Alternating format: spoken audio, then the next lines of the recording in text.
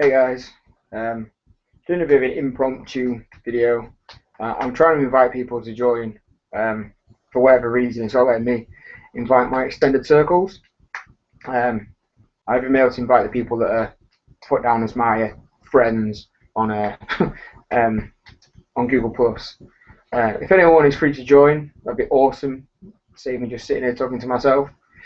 Um, but yeah, I'm going to talk a little bit about the upcoming Northern Warlords GT on September 13th and 14th. Just going to talk a little bit about the tournament, uh, what list I'm taking, what I expect. I'm not going to talk too much about the comp because it's using South Coast GT comp, which if you go back a few videos, I've actually gone through the comp before. This version of the comp is marginally changed. There's a few little tweaks to the comp here and there. I don't think there's enough to warrant a full review of it. I mean, I'm going to go through and touch on some of the more pertinent parts, some of the big things about the comp that kind of make this comp pack what it is. And then I'll talk about my list. And really, this is just me kind of painting, getting my army finished for the tournament, and kind of just doing something to fill the time, I guess. I'm going to keep trying to invite the Warhammer YouTubers group. If that invite does actually get out and you get a chance to come and paint and chat with me, that'd be awesome. Again, it saves me sitting here on my own talking to myself like a crazy person, but hey, let's do this anyway. So the Northern Warlords GT, I think we've mentioned it's on September 13th and 14th, so 3 weeks. Yeah, about 3 weeks, 2.5, 3 weeks. Really looking forward to it. It's my first proper GT I've been to. I've been to a few sort of GT1 type events, but they were 1 day, 3 game, sort of LGS type tournaments, ran with GT comp and GT players and GT lists, but they weren't GTs. They weren't that full on cutthroat. Everyone's there to absolutely win because it's a GT sort of event. And I've been to plenty of 2-day events as well that were 5 games and that sort of thing. But again, they're not GT level. Like a GT is like it's next level. It's like men versus boys sort of thing. Like these LGS tournaments and sort of non-GT style 2-dayers, there's just a different kettle of fish in terms of tournaments. So I'm quite excited to be going to first GT. Yeah, Northern Warlords is 6 games, which is quite cool. Not been to a 6-game tournament before. The most I've done is 5. So having the 6th game on the Sunday, or 3rd game on the Sunday, 6 in the tournament could be interesting. That's really when fatigue actually plays quite a big part in the event. That end of that 2nd day, when you're exhausted and you can barely stand and your brain feels like scrambled eggs, making mistakes and keeping your concentration all becomes so much more difficult, and it really does. It's a mental test, and in some cases there's a physical test as well. Like, especially if you're in like an MSU army, then you've been pushing around, up to 20 units in some armies across 36 turns. Well, 18 of your own turns, I guess. No, yeah, 36 turns. You're gonna be tired. Your back's gonna be hurting. Your legs are gonna be sore. Fingers are gonna hurt. And I'm looking forward to it, man. I'm excited. It's going to be cool. The Warlords GT is at the Northwest Gaming Centre, which is in Stockport, which is like South Manchester area, for those that don't know.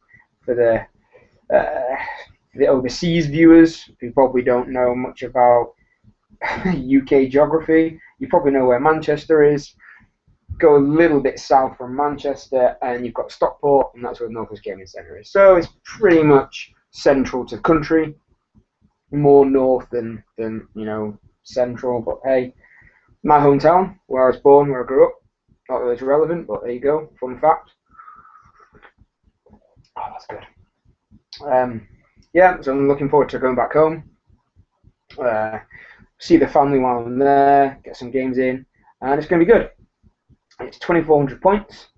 It's using, I think it's the latest version of South Coast GT comp. So this is, I think, the first time it's rolled out, because they've just had the South Coast GT with the old South Coast pack, and this is the new one done by Dan Heelan and Wayne Kemp and Russ Veal. Great pack. I really like the premise of the South Coast comp. For those that don't know, it's based on like a tally system. So the guys that create the comp pack have gone through all the army books and categorized the units in those books into hard choices and soft choices, or just negligible choices. They're neither really hard nor really soft. And the premise is you get up to 5 hard choices. So it reins in people taking, you know, lots of the really sort of overpowered, busted stuff. By limiting you to 5 of these choices. Now, some things aren't just one choice. Certain units actually use up 2 of your choices. Some units take up 3 of your choices. Some take up 4, etc., etc., etc. So, it's like a sliding scale of power.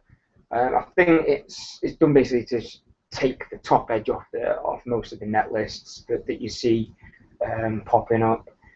The common builds and the common unit choices will, you know, of course, cost more points, more hard choice points. And the softer, more seldom seen units give you soft choices.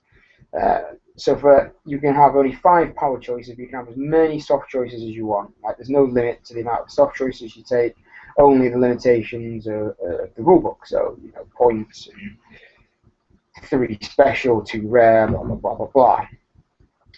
Which is really good because it gives people scope to actually bring really wacky lists, go for a really high comp score, which is considered really soft. Like, the higher your comp score, the better. So the way it works, I suppose I'll explain that before I go any further, is you start at 5. Every hard choice you take minuses 1 from your score. So if you start at 5, you take 1 unit selection from your hard choice list, which is in the comp pack. If you want to read it, it's on the Warhammer forum. I'm not going to bother linking it because I say I will, and I won't. I never get around to it. So go onto Google and just search for the Warhammer forum, or I think it's warhammer.org. Go to the latest news, latest tournament news section. Find the Warlords GT thread. The comp pack's in there. Feel free to have a read. It's a really good pack. So the premise is you start at 5, and hard choices take away from your score, soft choices add to your score, and it's thought that the lower your score, the harder your list, is essentially the premise. Now, the benefits for having a soft score, and again, I've been through this in more detail in another video, so if I'm skipping over things quite quickly, it is for a reason.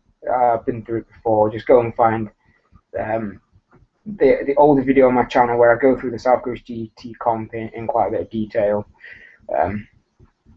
This is a slightly updated version, but it's not much different at all, in all honesty. So yeah, so hard choices take away from your score, soft choices add to your score, and the bonus for having a soft score is you get basically a bonus roll at the start of the game to decide which deployment type you use. Now, the South Coast GT rule pack, which is basically being used for the Northern Warlords GT as well, uses a custom scenario called Pitch Battle. Now, what Pitch Battle is you roll off at the start, and whoever wins, add in comp modifiers. If your comp is higher than your opponent's, you get +1. If your comp is at least double or more, you get +2, and those two don't stack. So it's either +1 or +2. You don't get both +3. Now, whoever wins that roll gets to pick the type of deployment you do, and the choices are pick regular battle line, meeting engagement, or Battle for the Pass. Now you don't play that mission, you just use the deployment zone setup. So each game is using battle line rules where you're just going for points and that sort of thing. You're not doing the whole rolling for units in meet engagement, and you're not doing the weird stuff in Battle for the Pass. It's purely just the deployment setup type, and that's it. There's nothing else involved. So whoever wins gets to pick. So you can give your army, if you build it in a certain way, you can give yourself quite a good advantage from the get-go. Like if you're in a gun line, you just go Battle for the Pass and you baseline it, and you've now got an extra 20 inches that your opponent has to cover while you shoot them. So winning that roll and getting a favourable deployment type can potentially be massive. Now, I've gone into the tournament with the theory that my army that I've built and I've designed doesn't really mind which deployment type it gets. I have a pretty average comp score in relation to the average of the field, I think. I think I'm pretty much bang on what the average was at South Coast GT when we ran this comp. So I'm happy with that. But there's going to be people that are going to have softer lists, and they're probably going to beat me in the roll-off. And even people that are, have the same comp score are inevitably going to beat me. You're not going to win every single roll.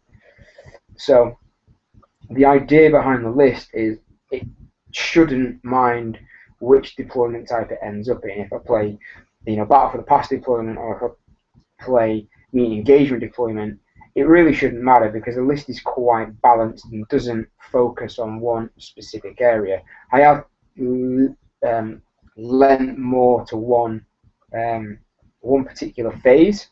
I have kind of doubled down a bit in one phase, but I still have a quite balanced, flexible army that can do a lot in each phase and can react to many different threats in many different ways. So that was the idea behind the list. But we'll get onto that a little bit later. So carry on talking about the comp of the tournament. So games that pick the deployment type can potentially be massive. It can change a game so much depending on how you set up. And that's essentially the comp and how the comp works and how the comp's applied.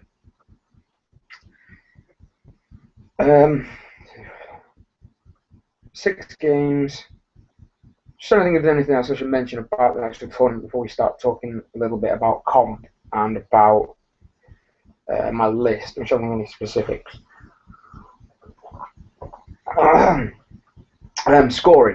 Scoring. Well, we should definitely talk about scoring. So the tournament is win-loss-draw tournament, where you get 25 points for a win.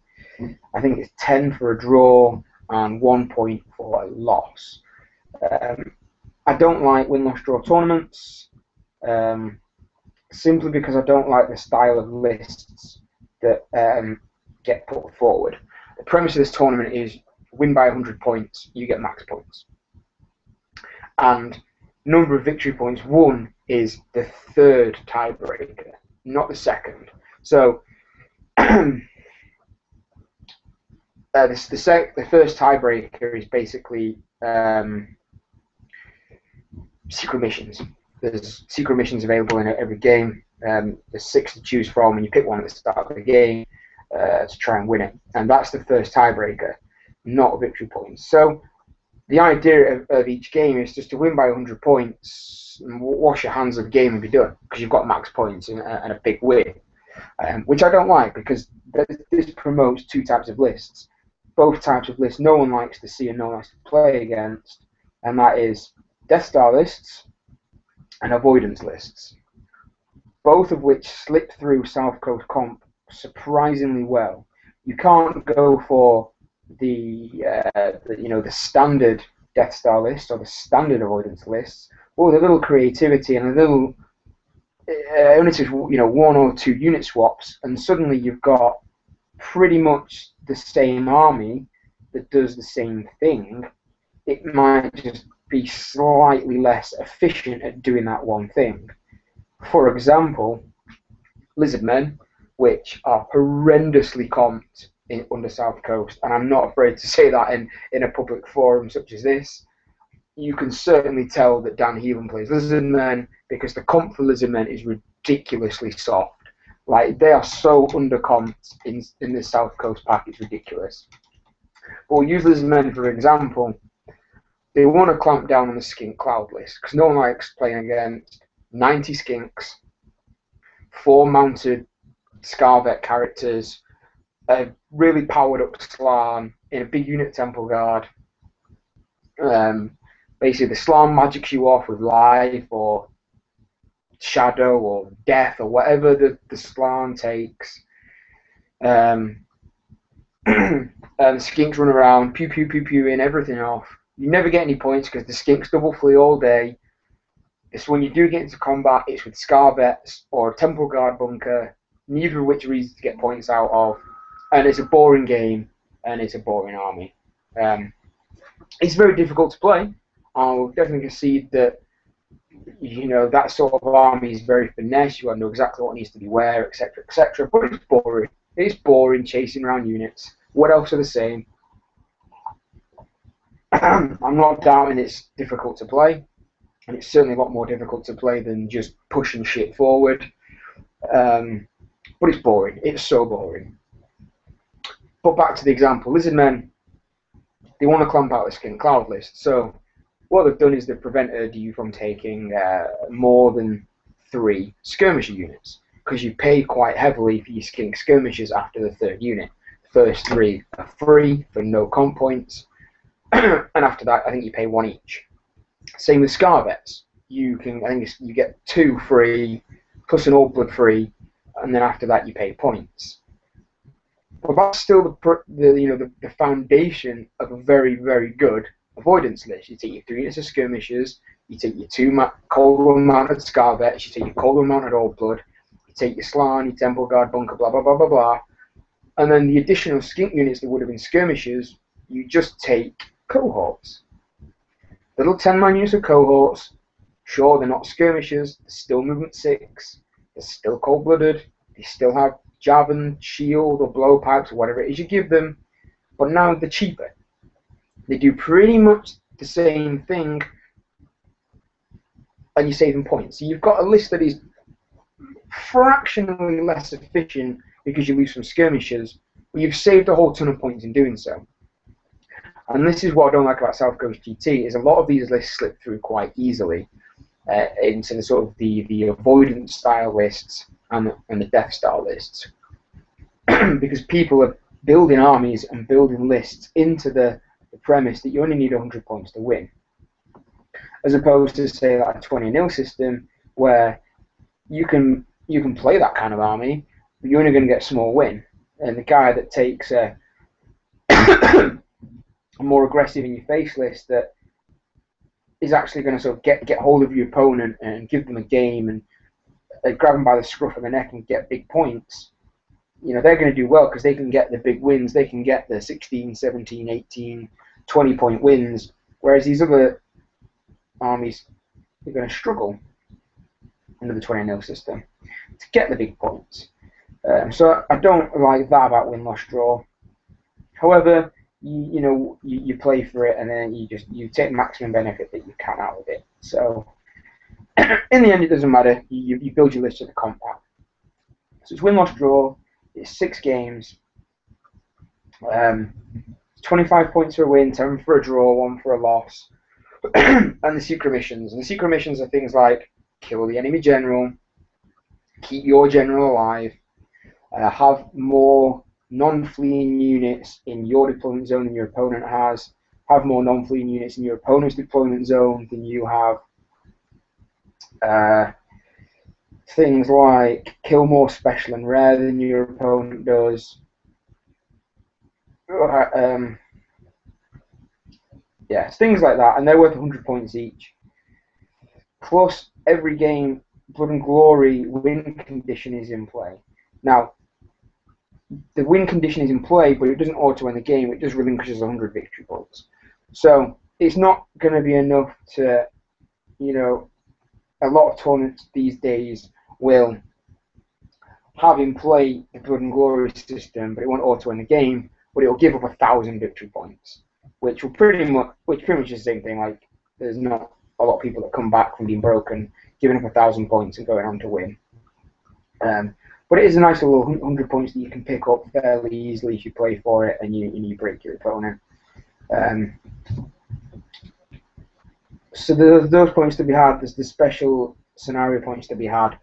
They've also done something quite interesting this year with painting, and they put quite a big emphasis on painting, which I'm not too sure about, and it's spat up quite mixed reviews and responses from the community. Now, painting gives a lot of points objectively for having painted units, having painted movement trays, having your army based, having a coherent paint scheme, having your army looks like an army, etc. Those give a lot of points, which is fair enough because that's all objective things. That's a tick box. That's the TO can walk over, look at your army, tick, tick, tick, tick, tick, you get these points. The part of the painting points that is causing a bit of a stir and causing people to be less than happy with the setup is there's a lot of objective points, and not only these objective points give tournament points, they also make up, I think it's the first tiebreaker. Now the objective points for painting is have a single piece of freehand in your army, which brings up its own point, because some people were saying, like, why is that relevant? Why should people be forced to do freehand? And the TO was saying, well, just give it a go, just freehand something. But if you can't freehand well, if you're below average painter, maybe you don't want to freehand on a model and risk ruining it. If you've got a nicely painted BSB, because essentially these models are like paint by numbers. You followed the lines and you've coloured in all the little bits, all the different sections of the model are all coloured in nice and neatly. You've done your wash and you've done your layer and blah, blah, blah, blah, blah.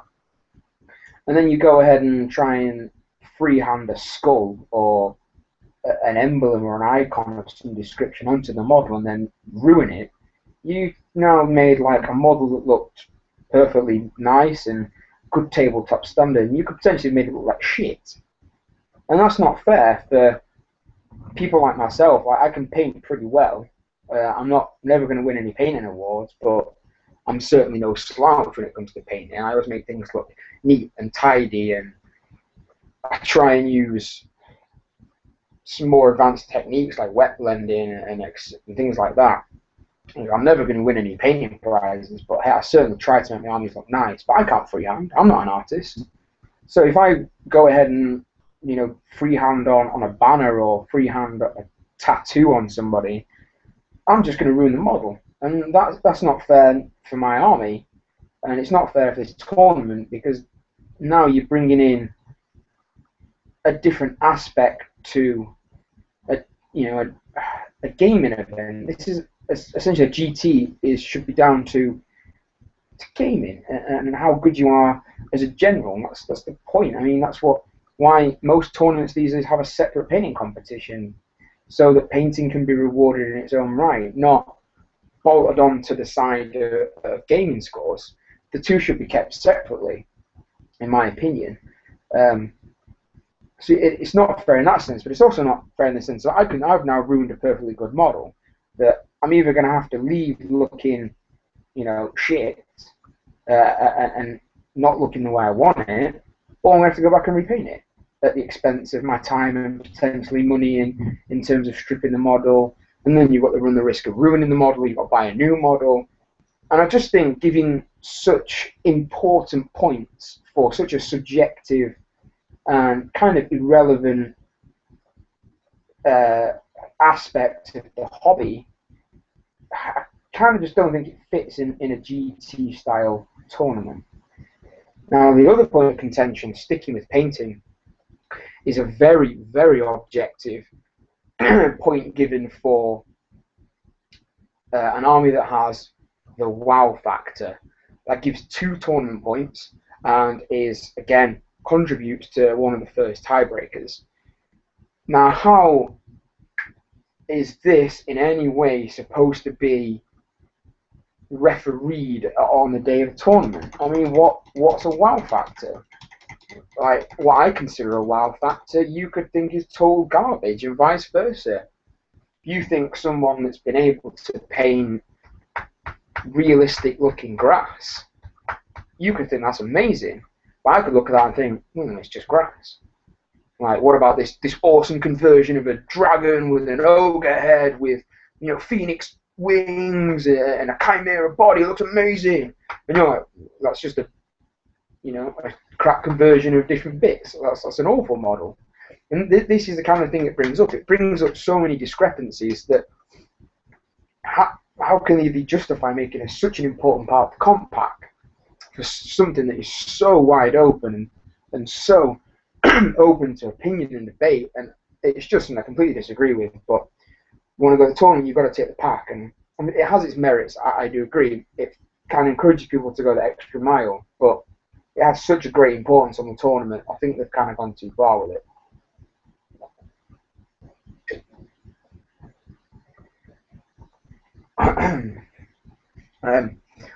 So that's the scoring.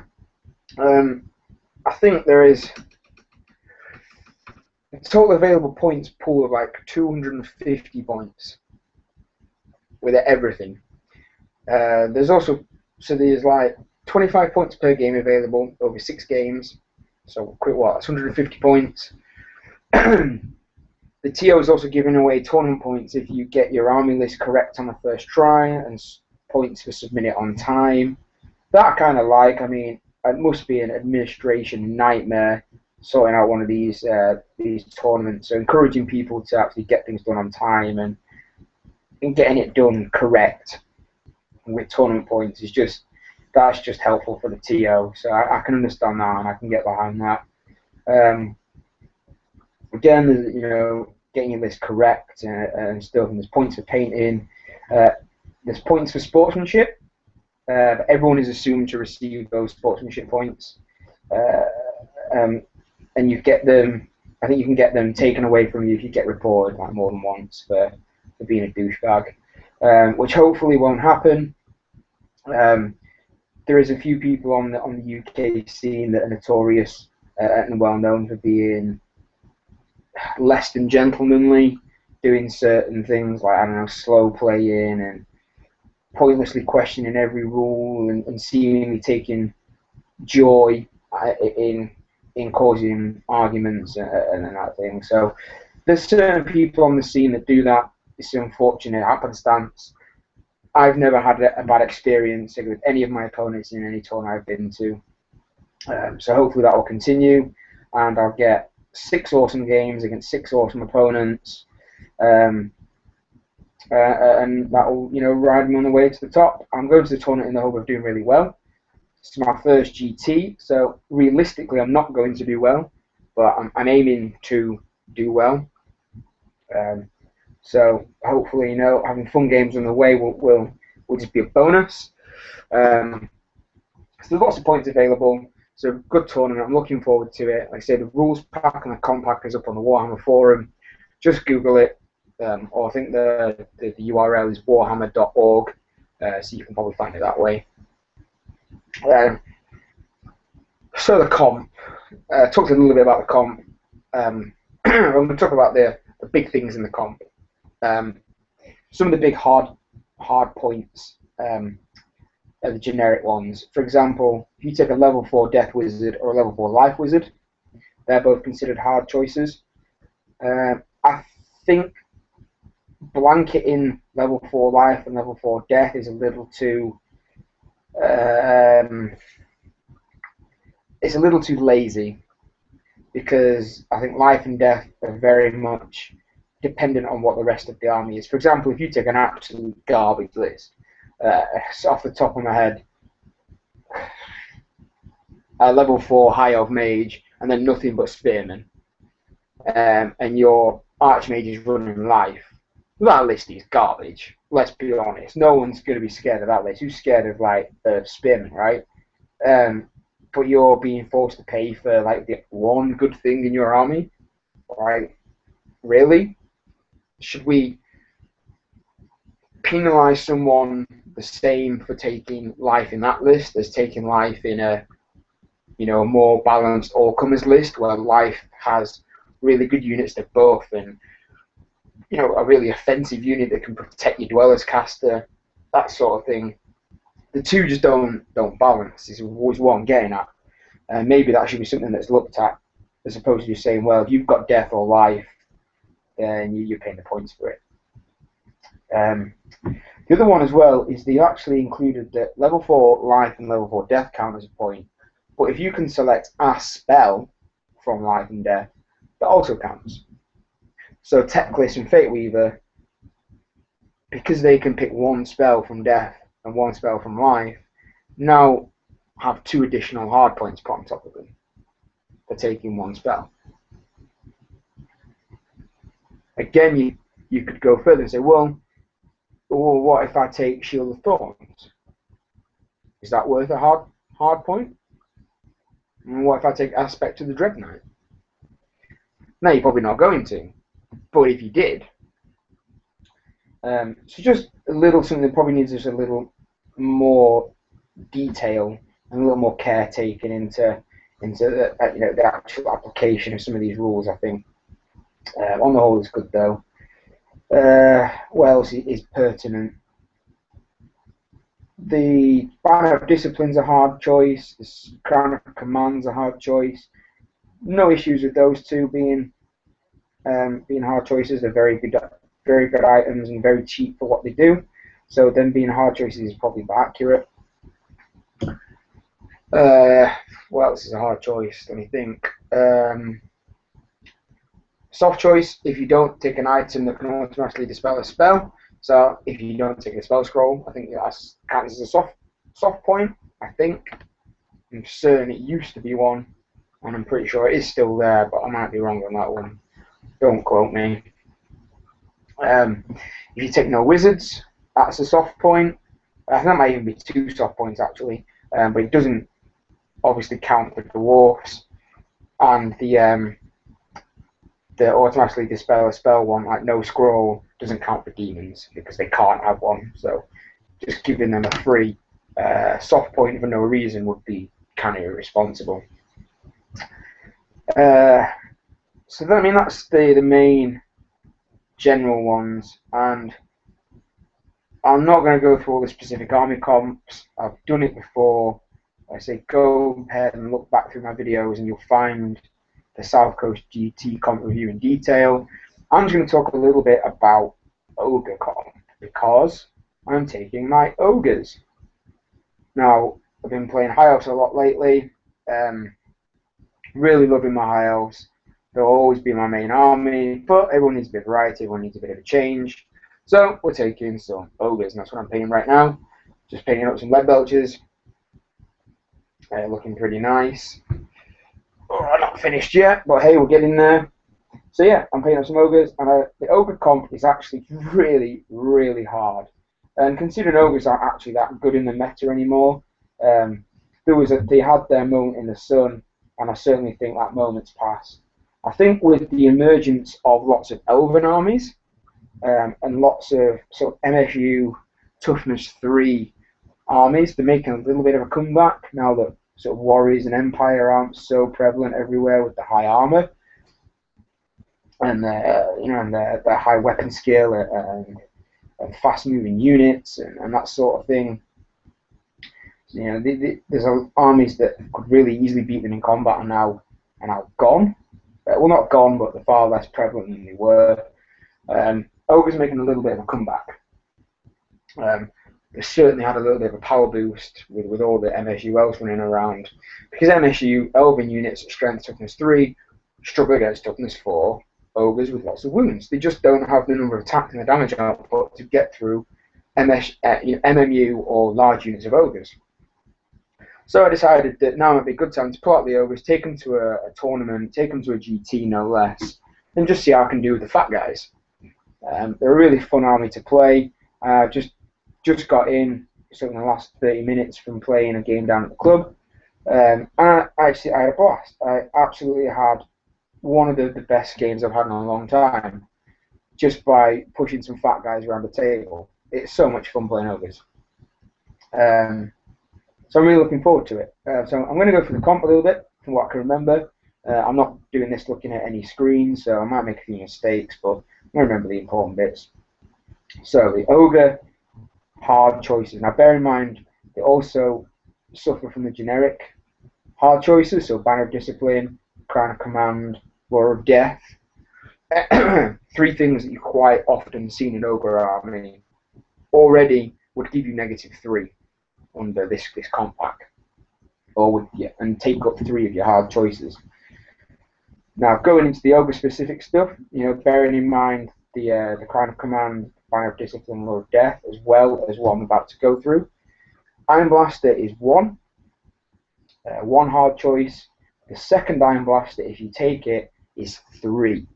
So if you take double Iron Blaster, that takes up 4 of your 5 possible hard choices, which severely limits the rest of your army, because the other hard choices are the Hellheart, Mournfang in any unit size. So you take 2 or 10, it doesn't matter, it's still 1 point. The third Saber Tusk, if you take them in units of 1. So your first 2 Saber Tusks are free, your third one's going to cost you a point. The Rumor Banner is a hard point. And I think that is it for hard points. So the Hellheart, the double Iron Blast is -4. Oh, yeah, and if you take an ogre unit of any description, so be it regular ogres or Iron Guts, of 13 or more models, that's -5. So if you take a Gut Star, you can't take anything else. You can't take the Crown of Command, you can't take the Banner of Discipline, you can't take Mournfang, you can't take double Iron Blaster, you can't take a single Iron Blaster, you can't take a Death Mage, you can't take the Hellheart. All your eggs are in the one Gut Horde. So don't think you're going to see that, because you can't. You just then lack punch for the rest of the army to actually get stuff done. Soft points. Now in ogres there are some interesting soft points. If you take units of 25 or more Noblars, that's a soft choice. The Gorger is a soft choice, but only 1. The Hunter is a soft choice, but only 1. I believe Yeti is a soft choice. Stonehorn and Thunder Tusk, I think. Scrap Launcher might be 1. And some of the special characters like Scrag.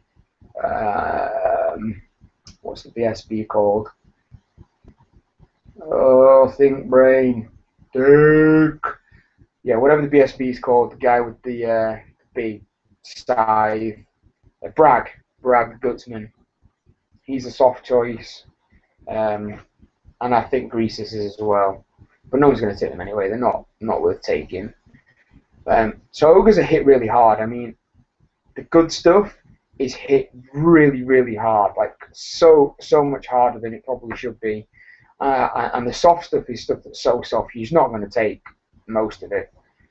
If you are, you're taking a really fun, fluffy list, and then you're going down that route anyway. So bearing that in mind, might as well go through my list while I wait for some of these lead vouchers to dry. We're going with the level 4 Slaughtermaster. He has the Talisman of Preservation for 4 at Ward. He has a great weapon. He has the Iron Curse icon. He's level 4 Heavens. And he has Grut's Sickle. Now, for those that don't know what Grut's Sickle does, it's so much fun. So, Grut's Sickle, at the start of the magic phase, you can choose to use it or not. What it does is it puts a wound on the unit you've joined. So, and you have to put a wound on a unit for it to work. So there's no a way to get around it by having him run around on his own. If you don't put a wound on a unit, you can't use the sickle. So it has to be in a unit, and he has to put a wound on the unit. And basically what he does, if he does that, he becomes a level 6 wizard. He gets an additional +2 to cast. Now, when you couple that with the low casting values of Heavens, it's very powerful. I found that out playing this game this evening. I was getting quite easily getting 3 or 4 spells off turn, because pretty much the whole lore, apart from Chain Lightning, which you're probably not going to take anyway. Well, I don't anyway. I don't really like Chain Lightning. You can 2-dice it. You can 2-dice the whole lore. You know, you're getting Comet on 2 dice, Bubble Harmonic on 2 dice, Ice Shard Blizzard on 2 dice, Uranon's Thunderbolt on 2 dice. And not only are you very likely to successfully cast these spells, you're getting a high casting value. You know, I was throwing 2 dice at spells and getting it on a 14 on 2 dice consistently. It's very, very powerful, and it really forces your opponent into a corner when it comes to dispelling being a level 6. The downside of Grut Sickle is at the end of the magic phase, you roll 2 dice. If you roll double 1s, the Slaughtermaster is removed and plays a casualty. No saves of any kind allowed. Which is very low risk. It's double 1s, it's a 1 in 36 chance. However, when you consider it's a 6-game tournament, that's 6 magic phases, that's 36 rolls on Grut Sickle, assuming I use it every magic phase. In 1 game, I'm going to lose my Slaughtermaster, and that's probably going to cost me the game. But I'm going into the tournament knowing that in advance, so if it happens, I'm going to live with it. You know, I've consigned myself to 1 game, it's going to happen. Happens more than 1 game, then I'll be upset. If it happens once during the tournament, I've said it now, mathematically, it's going to happen once. So I've got to take on the chin when it does happen. Knowing my luck, it will happen. Hey Nick, how's it going? No, he's gone. Knowing my luck, you know, the Grut Sickle will go like game 6 when I've done well, got into the top tables, and it will happen game 6 and screw me and cost me a like a really good place in the tournament. That's just my luck. That's the way it will go. So that's my general. He's the Slaughtermaster. The heroes, I've got a level 2. Excuse me a second. I've got message to deal with. No problem. Right. So I've got level 2 Butcher, because you have to. If you're taking anything other than Maw and your Slaughtermaster, you have to have at least 1 Maw caster in the army somewhere. So he's what Ogre players call the Maw tax. I'm just going to send a quick invite to everyone again, see if it will send out the invite. Yes, I don't think it's not letting me invite people for whatever reason, so I'm just going to send an invite to the people that are on my friends list. If you're on there, you'll get an invite in a second. Cool, that's done. Right, so I've got the level 2 Butcher. He's on the Lord of Great Maw. The idea of him is hopefully he'll roll up Troll Guts, and at some point I can 6-dice Troll Guts. He's there for 2 reasons. 1, to carry the Dispel Scroll, and 2, to fulfill my requirements of taking them all. There's no other reason. He didn't even cast any spells in the game today. Didn't really do anything. He has a great weapon for Strength 6 goodness, because why not? And he also has the Rock Eye. Now, the Rock Eye for 5 points is possibly one of the best items in the game at the moment for tournament play. Now, bearing in mind that this tournament and most other tournaments operate on a closed lists basis, what the Rock Eye does for 5 points, no less, is you pick a unit in your line of sight, no range requirements, just in your line of sight, and your opponent has to reveal all secrets about that unit. So all magic items, all hidden units like assassins, special abilities, upgrades, anything that's not declared at the start, they now have to reveal to you what's there. They don't have to tell you who has what, by character, they don't have to itinerize it. They're just going to tell you what's in there. So all of a sudden you think, I could charge that unit with my, my regened up unit. Wait a minute, rock eye. Wait a minute, that unit's got the flaming banner. I'm not going into that unit. I'm going to charge the unit next to it, and it can really pull you out of those situations where something catches you out because you didn't see it coming. Things like a unit that might have the stubborn crown in the unit somewhere. Now all of a sudden you can look at that unit beforehand, and your opponent will go, yeah, so in this unit I have this, this, this, and the crown of command. So now you know that maybe going into that unit isn't a good idea because you're not going to kill the entire unit, and then you're going to be stuck there because they're going to be stubborn on a 10 with a reroll, for example. So for 5 points, I honestly don't understand why more ogre players don't find 5 points for the rock eye. It's such a useful item, and can really help out in lots of different situations. Then I have a bruiser BSB, the customary BSB for most armies, but certainly for ogres, a BSB is absolutely mandatory. He's rocking the Armour of Destiny for a 4+ ward save, and he also has a great weapon.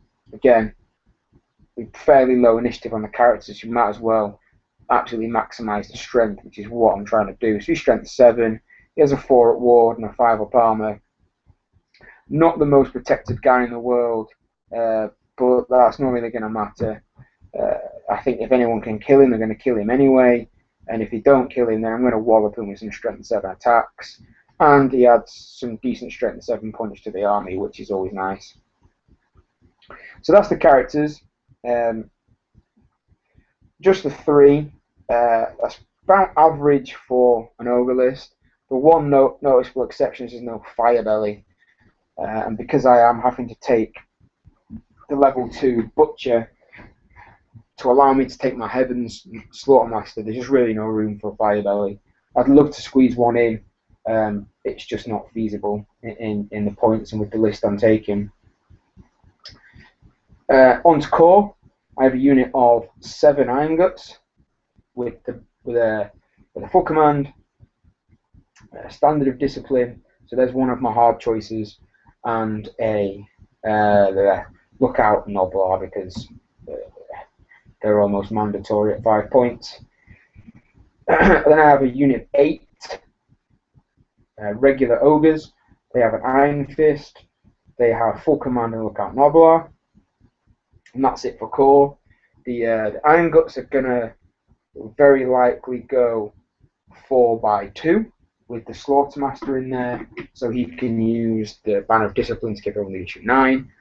Makes a nice tidy little 8-man unit. The Ogre Bulls are going 5x2 with the BSB and the Butcher in there. The characters give the unit a bit of extra punch because the unit's only strength 4, but with those 2 characters, they're strength 6 and strength 7, so it can really help the unit with its damage output. And as I mentioned at the start of the video, or early on in the video, the meta is shifting a lot to these MSU style elven lists and armies that, I mean, I took a lot of inspiration from this. It comes from Sedge, who played ogres at South Coast and won the thing, and basically on the Healing Hammer podcast, he was talking about how the general thought of ogre players is to go in a bus and play the game of, I'm not going to lose combat, I'm going to be steadfast for a long time, I'm going to play character shenanigans with my unit, so you can't put any wounds on the unit, you can just hit my really hard to wound characters, you're not going to do any damage to the unit, I'm just going to win through combat res. Or I'm not going to win combat, but I'm certainly not going to break from combat because I'm going to be stubborn or steadfast for high leadership. What Sedge was saying in the interview on Healing Hammer podcast was that they're missing a trick. Rather than just trying to not lose combat, just go wider, put out more attacks from your unit, and just win combat. you don't have to then worry about being deep, being steadfast, being stubborn, playing character shenanigans, whatever, because now you're putting out, like my 10-man unit of ogres puts out, more than 30 attacks, looking like 35 attacks at strength 4 and strength 6 and strength 7. The mixture in there, and whilst a lot of units a few months back in the meta wouldn't really care about that, in the current meta, when they're in combat with like some fast cav, that just kills the fast cav unit, or they're in combat with like, I don't know, a small-ish unit of like white lions, like 18 white lions or something. Sure, the white lions are going to do some damage, but then you're going to absolutely muller them back with this really high volume of attacks and just kill the unit in combat. And I really took to that comment. So I really took inspiration in what he was saying in his interview, and kind of took that route myself. In why should I be worried about just not losing combats when I can just go wider and win combats? Let's look at things like Skaven Slaves. Why should I be worried about being steadfast and not breaking from Skaven Slaves when I'll just go wider and just kill dozens of them in a turn, sort of thing? So I really sort of got what you were saying there, and that's the premise I took with this ogre list. The rest of the list then, waffled on enough about that. Special, I have 2 units of 6 lead belches, which is a lot of lead belches. That's 12 d6 shots a turn. And what I found from this game that I played this evening is they are fantastic in the current meta. One thing that pops up a lot in the UK meta is the dreaded cav bus. Now, what I found in this game this evening, where I did play against the cav bus, is how effective the 12 lead belches are in conjunction with, spoiler alert, my double iron blaster. So there's my other 4 hard choices in the double iron blaster.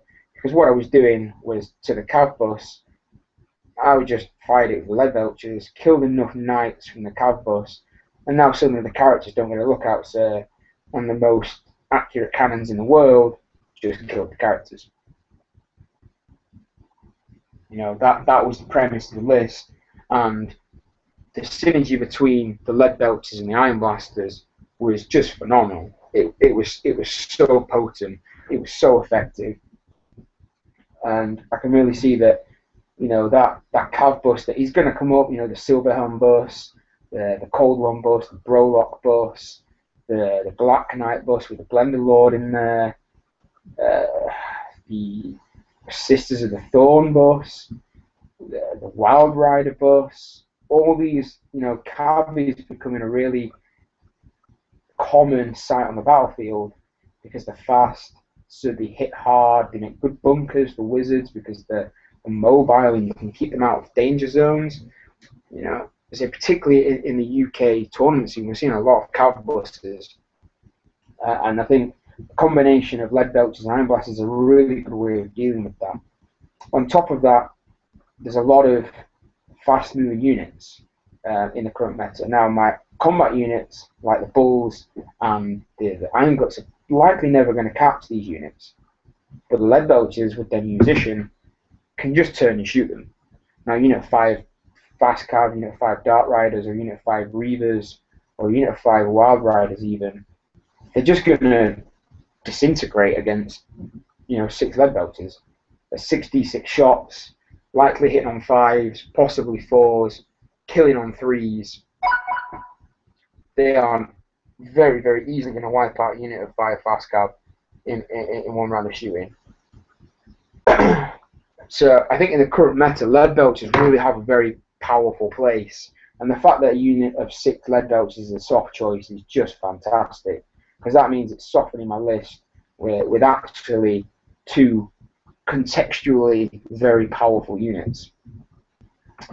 So other special choices, I have 2 single saber tusks, because saber tusks are the greatest fucking unit in all of Warhammer for an almighty 21 points, you get the fastest, most annoying redirector that any army can put on the table, apart from maybe a Spirit Host. The Saber-Tusk is just ridiculously good. It's so small, it fits into the tiniest little spaces between your units. It's so cheap that you don't care if it dies. You know, a 21-point Saber-Tusk to protect a flank charge into the unit of Iron Guts.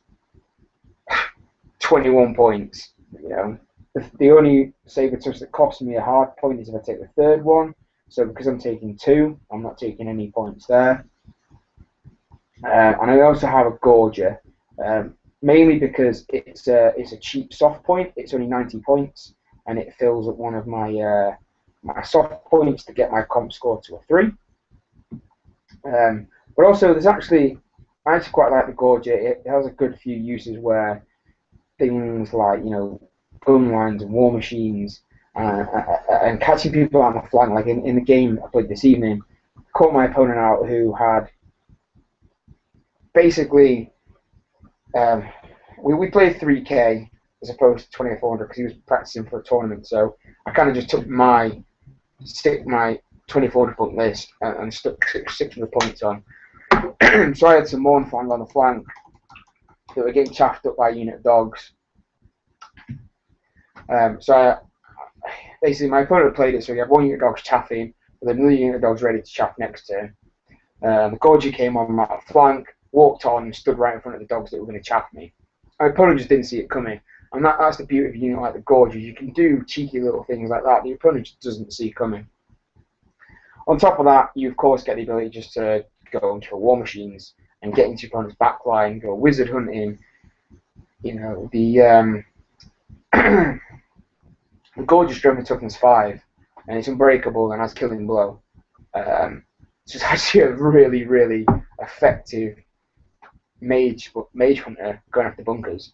You know, you bring it on the back of the board, charge the unit in the flank with the mage on it, put all your attacks in the mage, and you might kill blow. You might not, but you might kill, you know, killing blow a 300-point mage with a 90-point unit that doesn't really matter if it isn't doing anything, dies anyway. So I'm just looking for a particular colour which seems to be evading me. There you are. And then going into rare, I have Double Iron Blaster, and that's essentially the list. It's a very shooting heavy list with the 12 lead belchers and the Double Iron Blaster and the Heaven's Magic. It's a very good ranged list, which actually has a good bit of combat punch. The list allows me the ability to sit back quite a lot and shoot my opponent from afar before, you know, counter-charging with actually quite combat effective OB units. So I'm looking forward to running this list, and it's going to be good fun. And it's a comp 3, which is about average for the tournament, and it gives me a lot to do in each phase. I'm powerful in the magic phase with my Grip Sickle and Heaven's Magic. I'm powerful in the shooting phase with lots of lead belches and the Iron Blaster. And I'm actually quite powerful in the combat phase with a big unit of ogres and a good sized unit of Iron Guts, and even the lead belches. You know, that's 18 strength 4 attacks plus impact hits plus stomps. They're actually no jokes in combat themselves. So I mean that's the tournament. That's the comp. That's my list. Taking the ogres. I will be taking my camera. I'll be battle reporting while I'm there, so keep a lookout for them. There's not a lot else I'm going to talk about. I mean, I was hoping some people would jump on and we could kind of talk shop and talk some hobby. My throat's kind of getting sore. Just decided talking to myself. So I'm done, guys. Post comments below. Let me know what you think about my army, about the comp, whatever. Just general feedback. You know where to find me. You know how the comments work. I'm done. Peace out, guys. Have a good one.